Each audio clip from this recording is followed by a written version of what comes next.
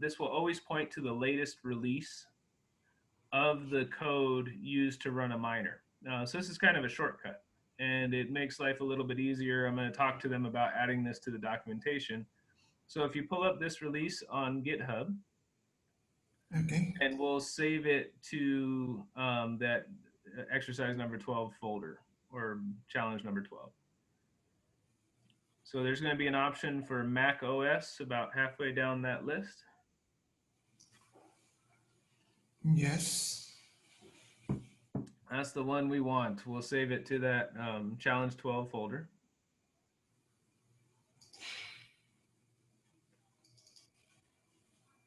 Here I have.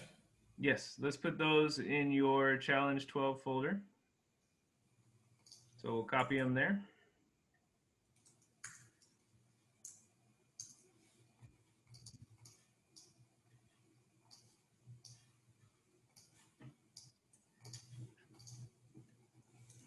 Excellent. Okay.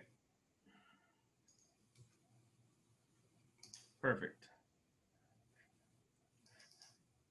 So now, just to make sure things are working like we expect, in the terminal that you have there, I'm going to send you a code.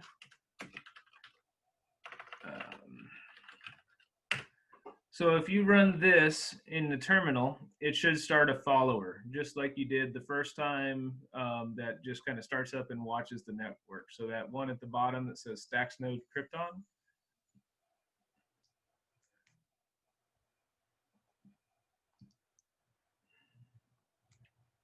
I have to put a CD? Nope, you're in the folder, so you're good. You just need the STX node Krypton at the bottom. So it's ./STX node Krypton. It's at the very bottom. Yep, that's the one.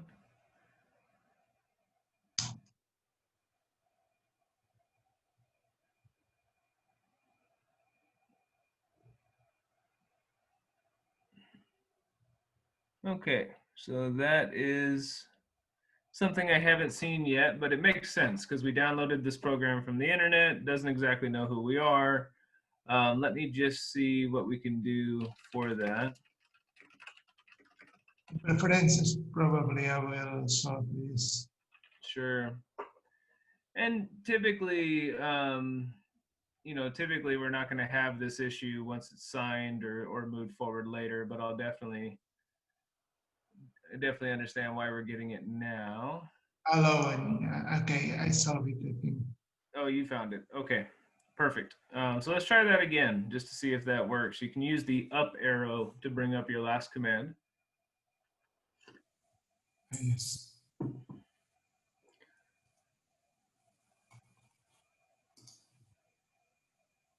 Okay, so that's perfect. So we see it's working. So this is the kind of first step to run that follower node. But now our second step is going to be... What have we done with that?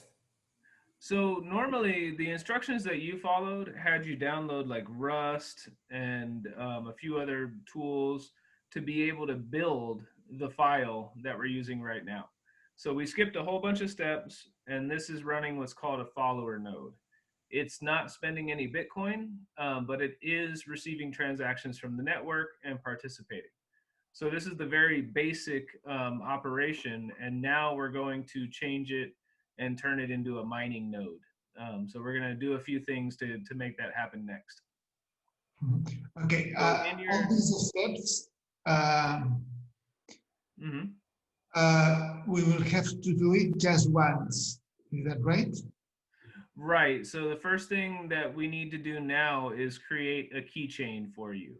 So basically, we're going to create what will be your private key that will also generate your STX address from and your Bitcoin address. We'll fill the Bitcoin address with the test Bitcoin, and then we'll tell this miner to start up in miner mode. So that's what we got next. All these steps are not in the tutorial. So we will have to teach that to other people, isn't? Yes. Is And that they what are, so if you look at the tutorial, it actually has a second tutorial for mining. yes? And I'll send you that link here in just a second. But for your terminal window that's running the miner, if you press click on it and then press Command C, it will stop it from running, and we can continue. In the terminal now? Yeah, so in the terminal, if you hit the Command key and the letter C, it will stop it from running. Okay. Because otherwise, it just keeps going and going.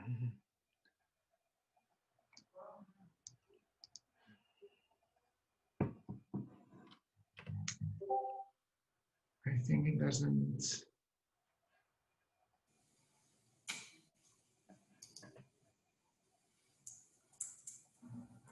I click Command C and I don't see anything change.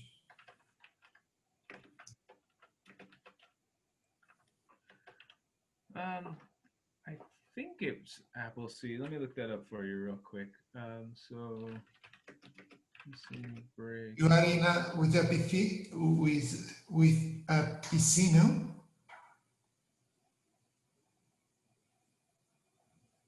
Let me see.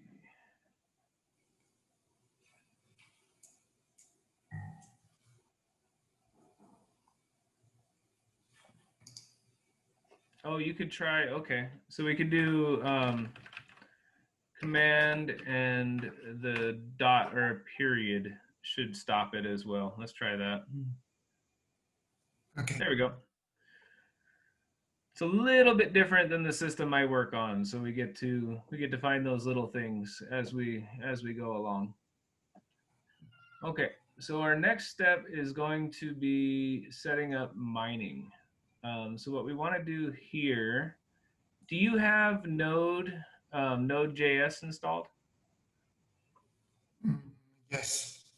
You do? Okay. I don't know much about it, but I once tried. Okay. Okay, so let's see what you got. Well, the command I just sent you there, node-v, will show us the version. Yeah.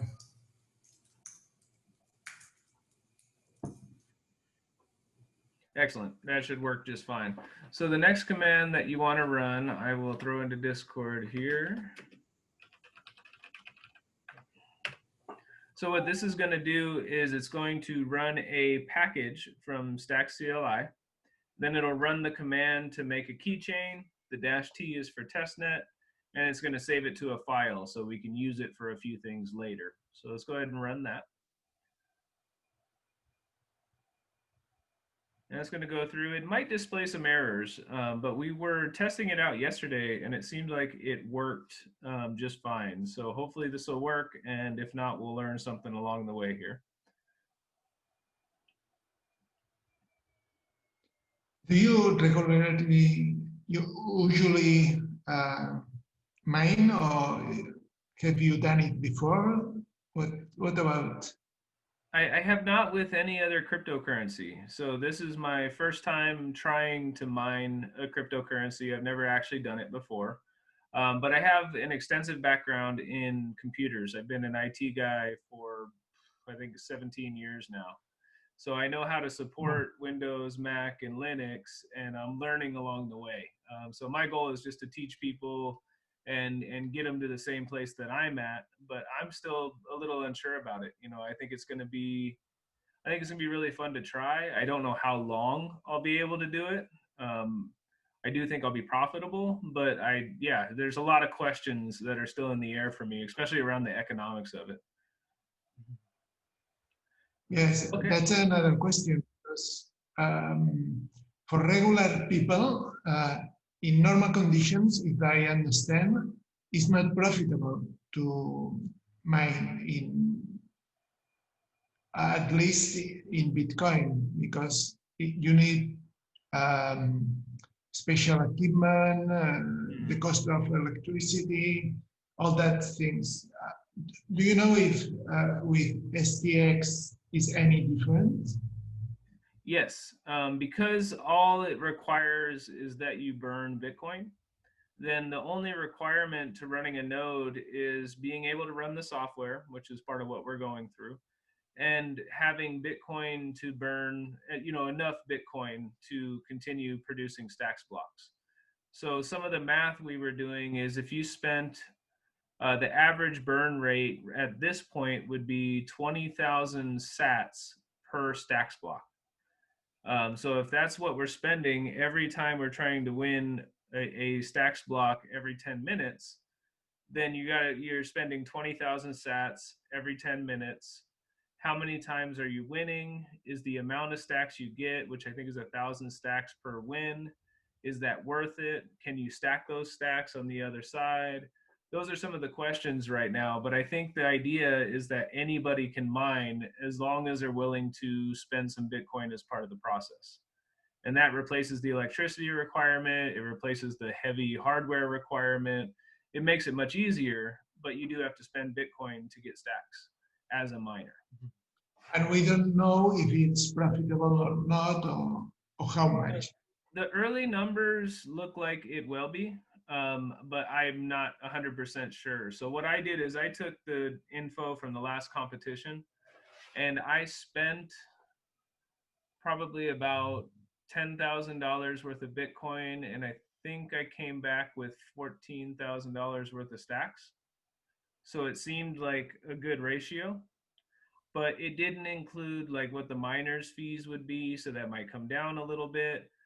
Prices are always fluctuating, so it's hard to say. I think as we're doing these competitions, it's a really good time to start thinking, is this something I want to do?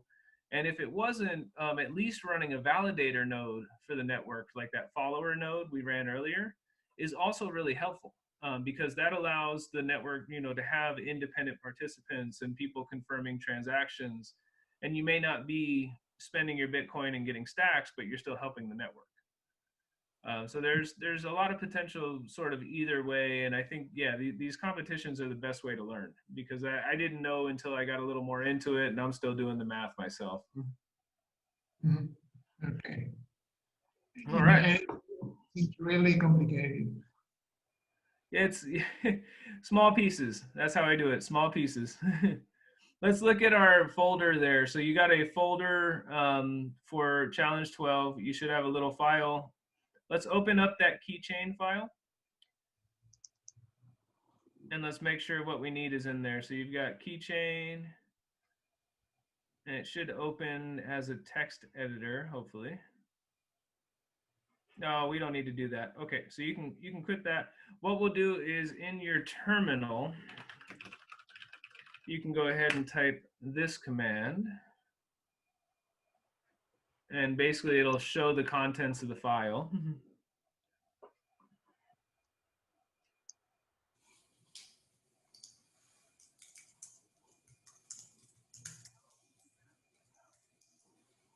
So here is your private key. So in the outside of testnet, this is important information to keep to yourself.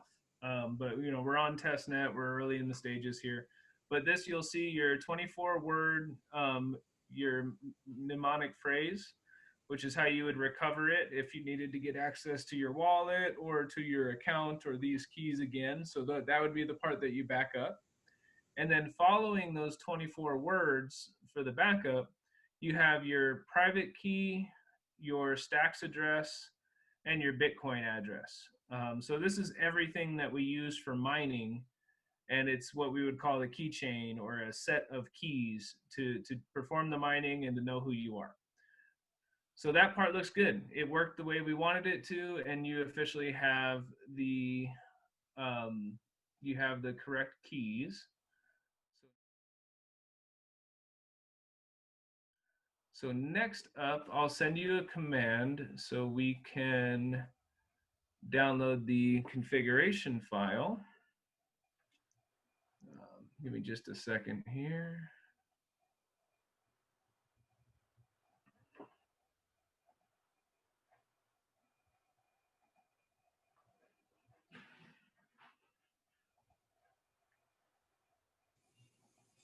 There we go.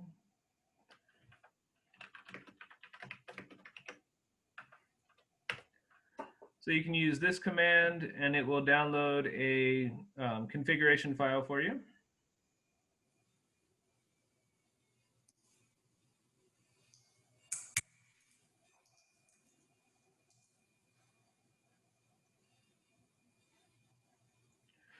Oh, I missed a I missed a letter there. One sec.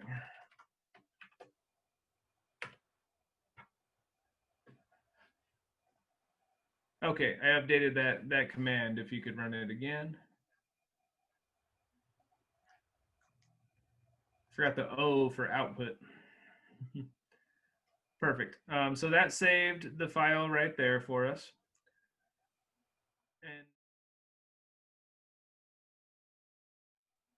And now what we're going to do, if you right click on the, or can you open up that Krypton miner configuration file that's right there in the folder now?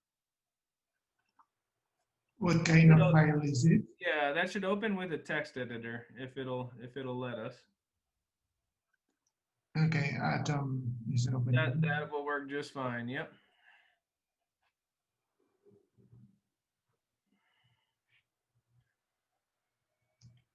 Perfect. So what you'll see here is about the fifth line down, it says seed replace with your private key. Yes. So this is the configuration file that tells the node to become a miner. So this is what kind of starts it up and gives it all the settings and the information. So where it says replace with your private key, we want to put the private key from our terminal window. If you scroll up a little bit.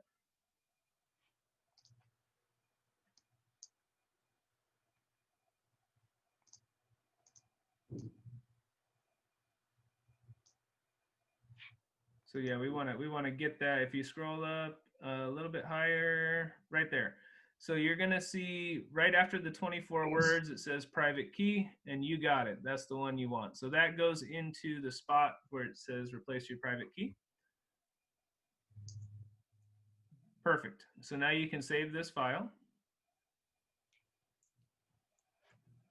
I close it. And yeah, you can close it. So the next close it. So the next thing that we need is to get you some Bitcoin, some test Bitcoin at your Bitcoin address. So if you want to copy your Bitcoin address, which is just below your private key there, that's the stacks. And then you'll see the Bitcoin one starts with MTN. Well, I copy the address first. Well, no, we'll need the Bitcoin address because we're gonna add test Bitcoin that you'll spend, and then your stacks address is where you get your rewards if you win a block.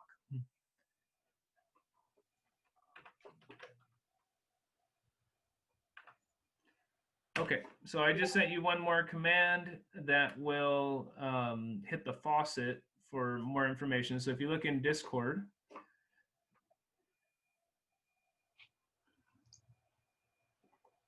This is the command that we want to use. And right after the equal sign, we want to put that Bitcoin address. So we'll want to put all that into the terminal.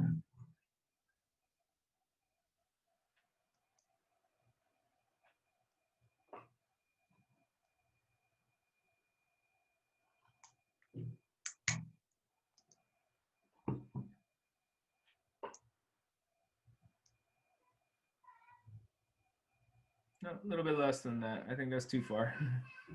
Should be right above. Yeah, right there.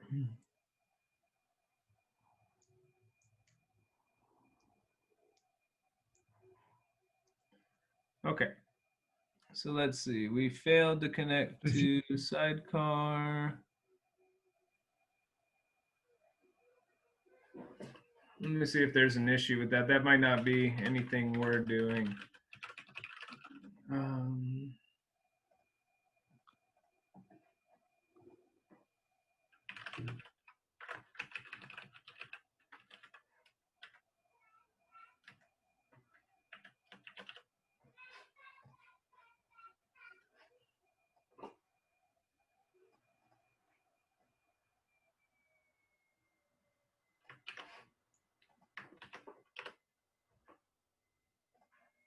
Yeah, I'm having some issues with that address too. So give me just a second here. I will get you another one that we can use.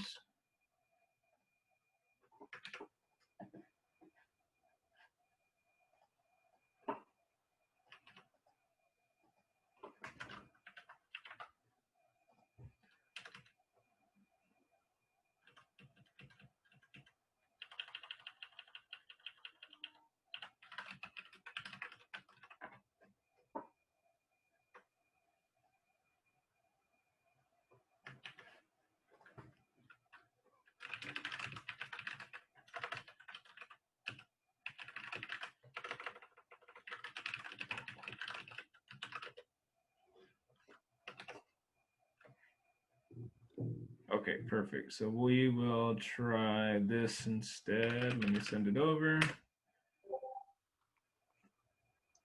So just a slight change in the URL there. I think that one should work if we put the address on the end.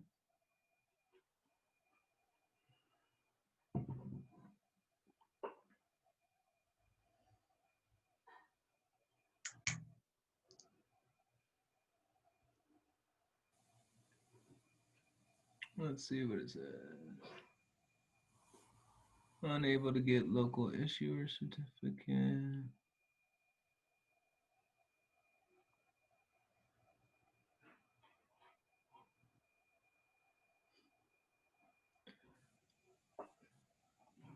Okay, let's just try, we're gonna try changing the HTTPS to just HTTP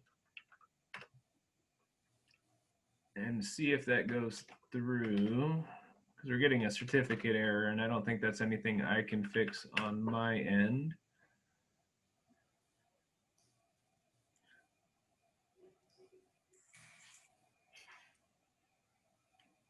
Oh, we need the C at the very beginning of that as well. We got URL instead of curl. Might have to use the arrow keys.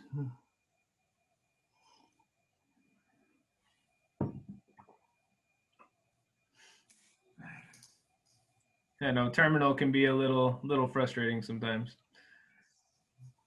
I don't usually use it. I have some notions, but Sure.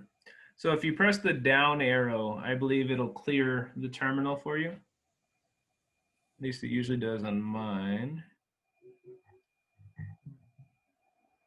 Or you can just hold the delete or the backspace key and it will take out all that text. Try again.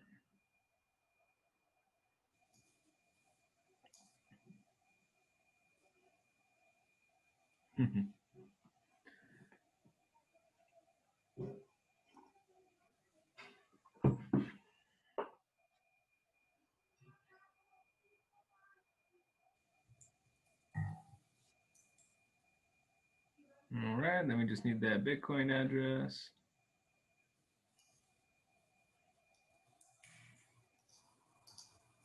Ooh, I think we missed a letter.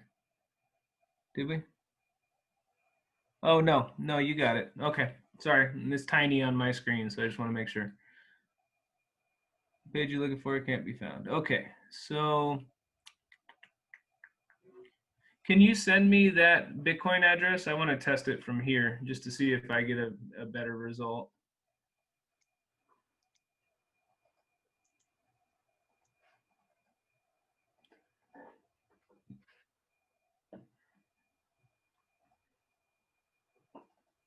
Thank you.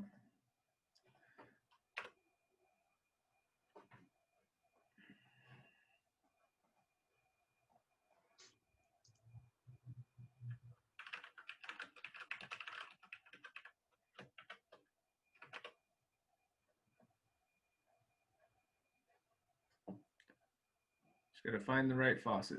Let's see.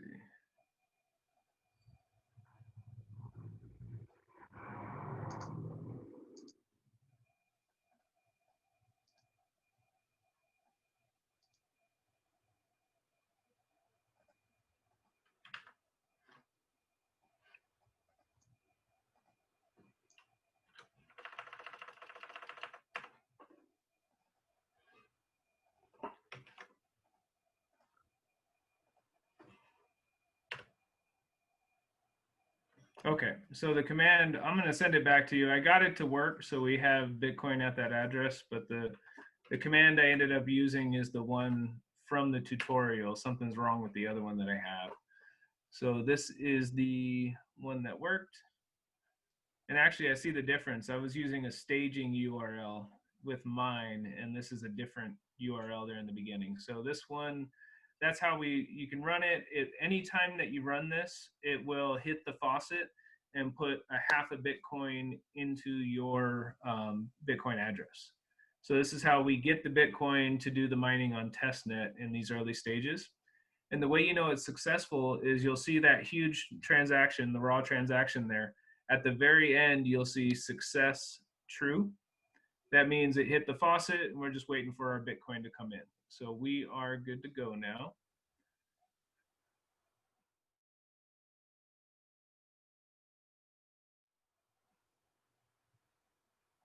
All right, so our last step is going to be, we're going to try and start the miner with our config file. So what we're going to do is type a command that I am going to send you here.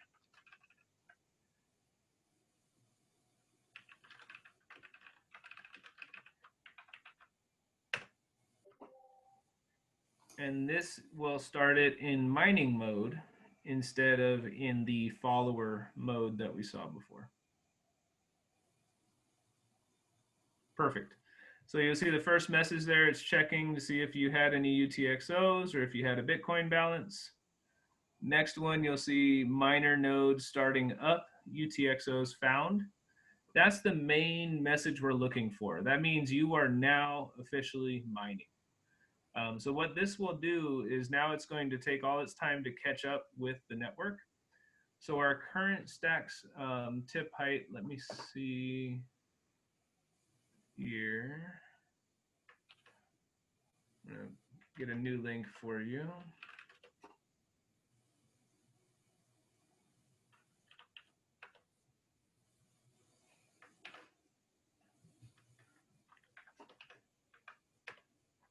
So this link that I sent you will show you the current status of the network of where the node is. And you can actually open that up in your browser.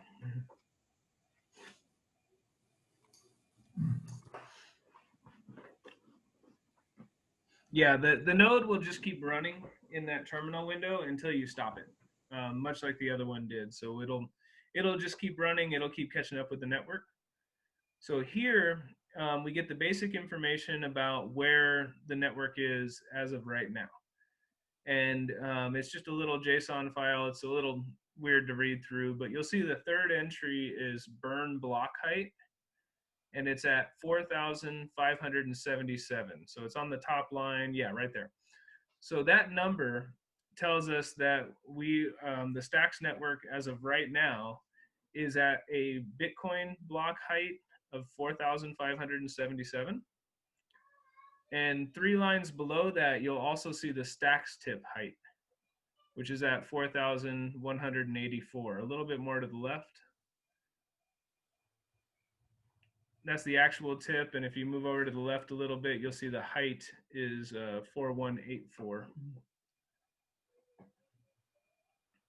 You can tell I've been reading these too much, right? Yep, you found it. So yeah, and there's tricks to this, right? So the mining bot from Zan, it actually interprets and puts this information so it's much easier to read.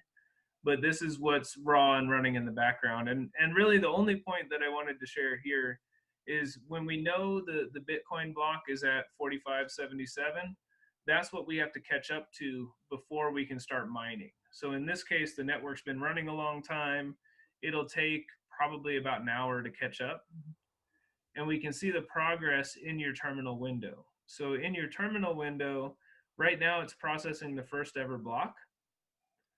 Following that, it's going to start processing every block that's happened on the chain all the way until it's current.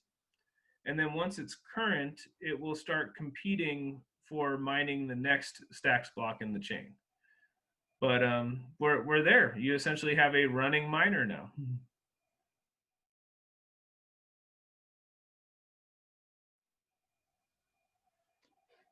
Okay. I only understand something of what you have said. Okay. I Do you don't have have any a full questions for me? picture. Pardon? Do you have any questions for me while we're waiting for it So to catch up? so many. If we have to make a video to teach someone else what we have done, I am absolutely unable to do that. I don't Okay. know what we have done. And I I want to help with that understand as well. something. I understand the general idea, but I would not be able to repeat it. Sure, sure. Well, we have the information in our chat, which is really good for me. And I'm trying to write a script that's going to make this easier. So, something that I did a little ways back, I use Linux at home. And I was frustrated with all these steps because it was a lot of work to get it up and running.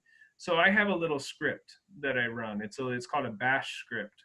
And when I do that, I want to see. Oh, by the way, that link. I just want to see if that works for you in your browser. It didn't work for someone else yesterday. That should be the same information for your node as what we're seeing there, if it works. Nope. Okay. So I need to look that up anyway for Mac. But there's like those numbers that you see in the other tab, like the chain tip height and everything else. You should be able to get that from your node that's running in the command prompt. But I don't know how on a Mac just yet.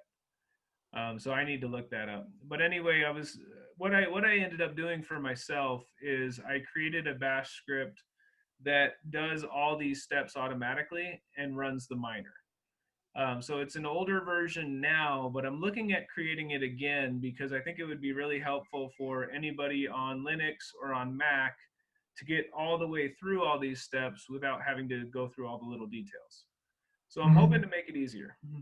And what about the tutorials that we have in the Oh, this like what we have now? Sure. So what I did is I told Alex over at Blockstack that I am going to be doing this with a few people, and I am taking everything that we stumble on, every issue, every problem, and I'm going to turn it around and try and get this documentation updated and tell them like, hey, this was something we needed that we didn't see, or this is something that's really hard. Can we make it easier? So things are going to get better. That's the best way I can put it. Okay. By now, for our challenge, we forget about the tutorials. Is that right? Yeah, they're there. I mean, we took some content from the tutorials and it was helpful. It just everybody's system is a little different, right? Like you're on Mac, but everybody has a different version of Mac OS and everybody has different security settings and there's a lot of variables that change from one place to another. So the instructions are very general, but there are little things that it's nice to have somebody just kind of helping you Probably get connected. we should focus on every OS to make a different tutorial for every OS. I don't know Yes. other OS, but in Mac it's very frequent that we all have the last version of the OS. You know, Sure. uh, that's different with Windows and Linux, but in Mac everybody has the last one, or at least one of the last. So that's easier. We could make a tutorial just for macOS and just for, I don't know, the two last versions, you know? Sure. That would be useful, at least for a target group. And that is part of what we want to build, right? Like recently during the Docs week that happened, I think it was 2 weeks ago, we got a full set of Windows instructions for the first time. And now, so we have Windows instructions, we have what are mostly Mac instructions with a little bit of Linux thrown in there. I agree. I think we should have one per operating system, and that's part of what I want to help develop in doing all these video meetings. I'm going to take all the notes and turn it into kind of a plan to make that. So what I'll do is I'll keep you in the loop and just let you know like, hey, this is what we're doing, this is when we're doing it, and if you want to test it out or if you want to contribute anything, everything is definitely welcomed, because this is all just our community effort to make things a little better. And also, perhaps, let me see if I understand. We should have two routes, two ways to go. One is the first time that when we install everything, and then the other times when we just have everything installed, but we want to begin to mine again. Is that right? Yes, and now that you have already done all the steps, all you would need to do to start your miner is to run this one command in the same folder. So you're pretty much there as far as your system. So this stacks node start, and it says config. That is the command. So if you were to go to your terminal right now and you were to hit command and the period to stop it, then boom, this is how you restart it again.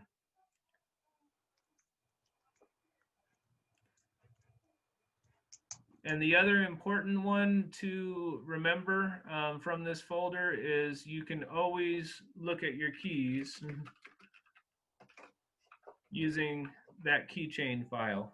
So that's the other one. If you need to grab your Bitcoin address and you can't find it, or if you need to put your stacks address in the Explorer, the testnet Explorer, that's where you can get your keys as well. And I would say those are the two most important after everything is all set up. Okay, I understand. But now, what is the terminal doing?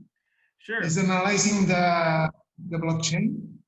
Yep. So you are catching up with the network. So what's happening right now is you are receiving blocks and you're determining what's already happened. So we can see in there, you'll see a little bit of clarity code, because as contracts are published to the network, the source code is published by each node.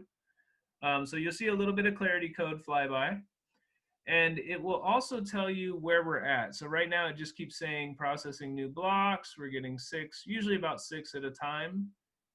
And eventually here, it will also tell us what block we're on. And our goal is to get, at this point, just over 4,000 to catch up to the network. And yours right now, I'm going to see if it updates us. I think you were on about block 500. So you're about a 10th of the way there, but you're getting there. And it goes pretty quick. How do we know that we are there or not? Sure. So this screen you see right now, like see how it says 520, 530, 540? That's where you're at as far as catching up with the network. Now Yes. the link that I sent you, here, let me actually fix it in the chat here. Put code fences when I didn't need them. Okay, so the link there that says Stacks Node API in Discord. Yeah. Yeah, that one right there. That is the one that tells us where the network is at based on the miner that they're running on the testnet.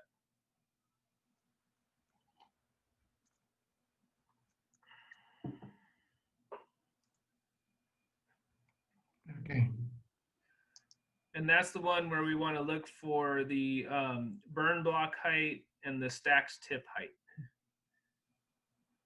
But okay, with that we know where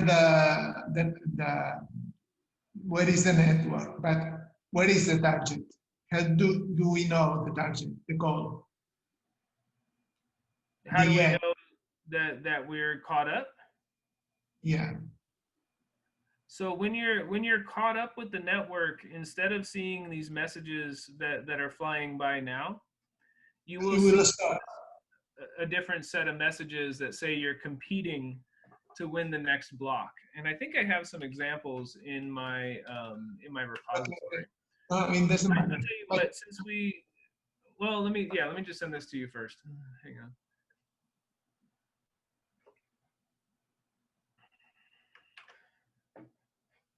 So this is a presentation that I gave in demoing the script that I wrote. So if you pull up this presentation and we'll kind of scroll down together, I want to say it's on the near the last slide of the PDF.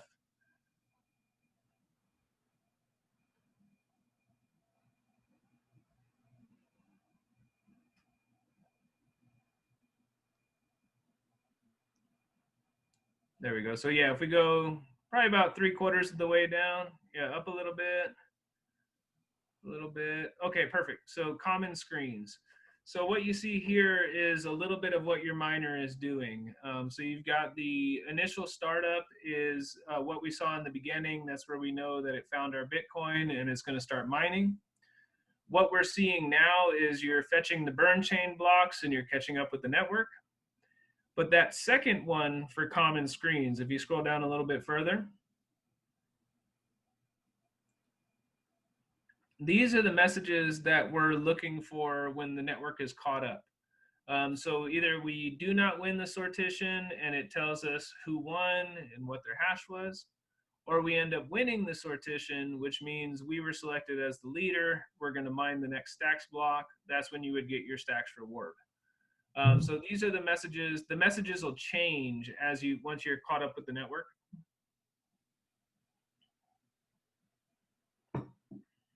And in a practical sense, people who mind,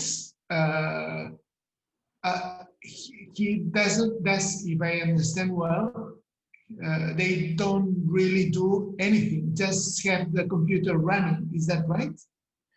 Right. So this terminal window, as long as you leave that running, and as long as you have Bitcoin in your Bitcoin address, it will continue mining, and it will just continue mining. It will continue mining. Now, the output of the terminal and the text flying by is very confusing, or it's at least hard to read.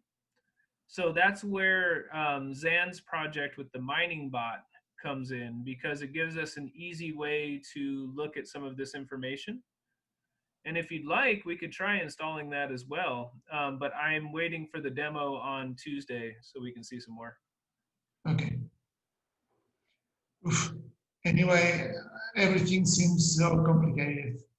Yeah, but you're doing it. You're there. You're doing it. I am really eager to learn. I just really want to learn all this, but it seems very complicated. It seems complicated at first, but the more you do it, it definitely gets a lot easier. And it took me a lot of practice. It did. So what I would do from here is let that catch up with the network, start to get an idea of the stuff it outputs. You can stop it and you can start it. That's fine too. And go ahead. I don't want to stop it now, but how do you stop it? What command? So it'll be command and the period key, just like we were doing earlier. Okay.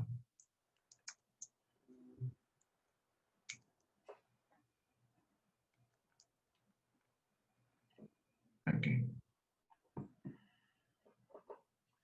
Perfect. Any other questions? Oh, many.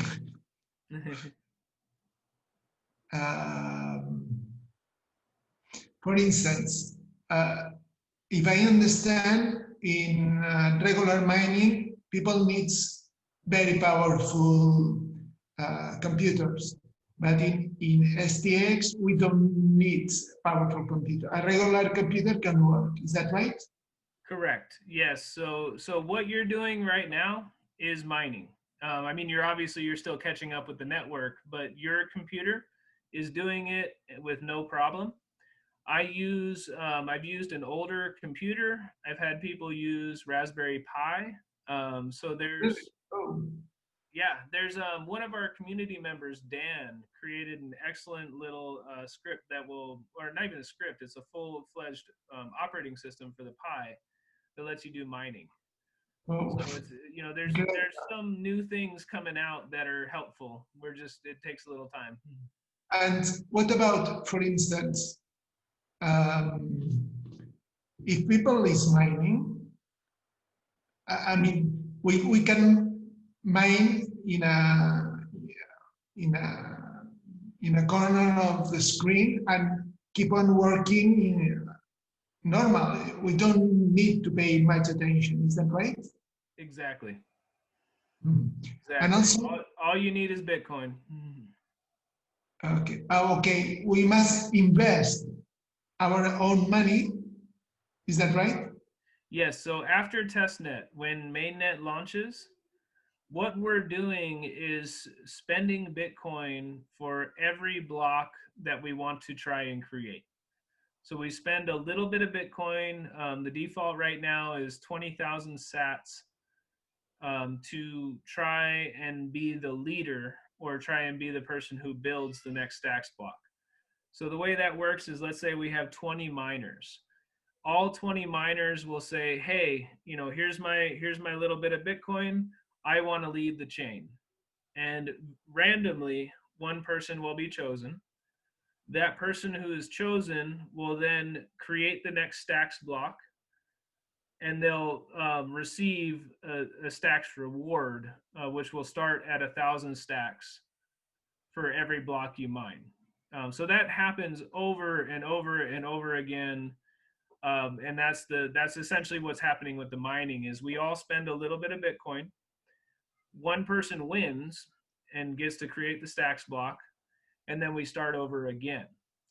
All of Uh, that Bitcoin that is spent by the miners is what is forwarded on to stackers on the other side. mhm. So and that's how they get the Bitcoin for stackers. and that will be in January Yes. when Yeah, so after the date they have set right now is January 14th. yeah. And I know like this mining competition coming up from Damon is going to be on the 30th of the month. And I think we'll have one more before mainnet launches, but I'm not 100% sure on that. But definitely take part in the competitions, because that's going to teach you if this is something you really want to do with your real money. And what about when we are talking about money? How much money to begin? Right now, if Bitcoin keeps going up, it gets more expensive. But let's see. So 20,000 sats. What is your local currency? Euros. Yeah, I'm in Europe. Okay. So let's take a look.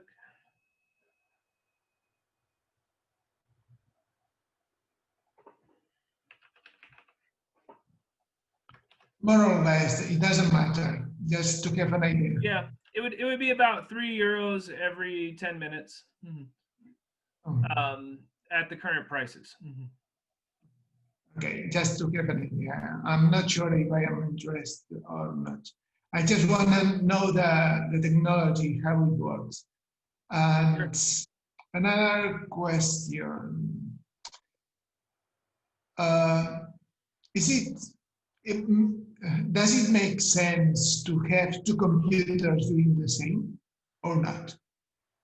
I mean, if you have an older computer, can you have both computers, one beside the other, mining? Yes, so you can, but the problem there is you end up spending more. So Hmm. the idea that it's really easy to mine is really it puts it in a situation where it's best to run one miner and spend money once and be a part of the network, at least in my opinion. So you could run multiple, but you're going to be spending more, and you may not get as much of a reward based on spending more money. Okay. And when people talk so much about electricity, it's just electricity that we are using with a computer open. That's all. It doesn't seem to be much. Exactly. So what's going on with Bitcoin now is the problems that they are trying to solve with the computer have become so large that your normal home computer would take a really, really long time, and it takes a whole bunch of extra energy. It's a lot harder than this is. This is so simple that really the only requirement is you burn a little bit of Bitcoin. And the logic there is that the energy was already used to create that Bitcoin. So we're just making sure that the Bitcoin is our main method of transfer instead of energy or electricity. And that, Okay. So yeah, that it means that with STX, the electricity is not the point. Is that right, right? correct. The electricity is only a point with powerful computers that use Bitcoin, but with STX, that's not the problem. Correct. Okay, I understand. Yep. The basic principles that we're working off of here is that, miners spend Bitcoin and they earn stacks, and then stackers can lock stacks and they earn Bitcoin. And that's really what the big draw to this is. And one of the reasons, I'll tell you this, like the reason I want to mine is because I also want to stack. And for me in the US, I'm unable to purchase Stacks tokens in an exchange or anything else because I'm located in the United States.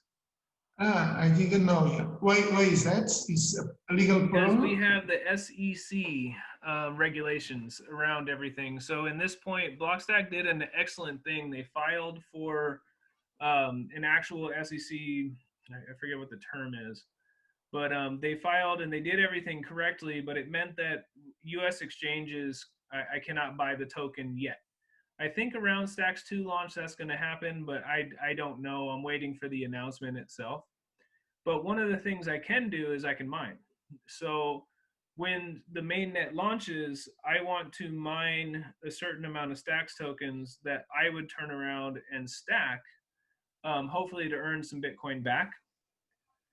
And one of the economic incentives of being on both sides of that too is, as you're spending Bitcoin, you're earning stacks, then you can lock those stacks up and you can earn a portion of the Bitcoin back. But I don't know the ratios or I don't know the values of it yet. But that's what I'm trying to figure out before mainnet launches. Okay. And what kind of people is doing this? Is just some people that as a side job, students or whatever? Is that, Oh, to be a miner?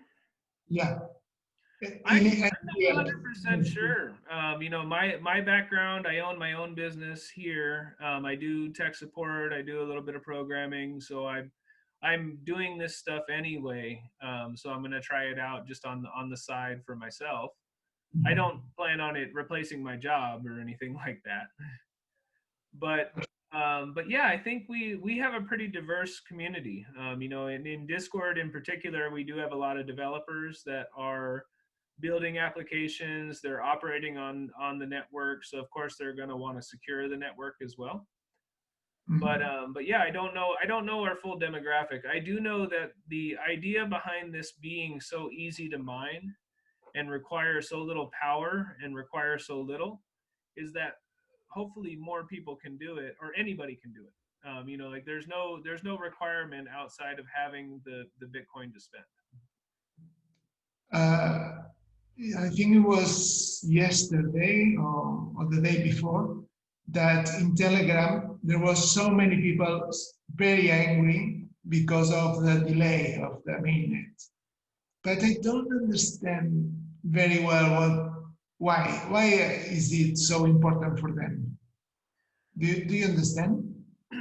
I don't know. My guess is that you're either in this to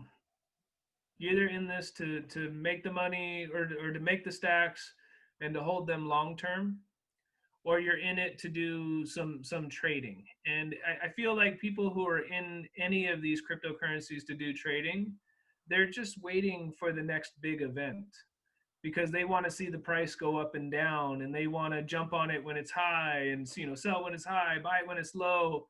And that's not the attitude that I know. That's not what I'm bringing to this.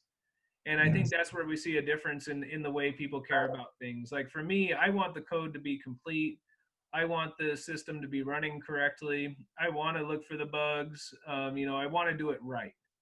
But I'm less concerned about the price of the token because I know this is a long-term investment for me. It's not something that I am looking to just short and get the money for.